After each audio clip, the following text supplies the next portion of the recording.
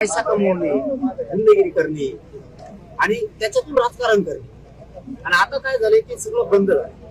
त्यामुळे हे पूर्ण घेऊन झाले आणि तीच लाभार्थी टोळी आता ह्या दोन नेत्याच्या अशी मुळावर आली.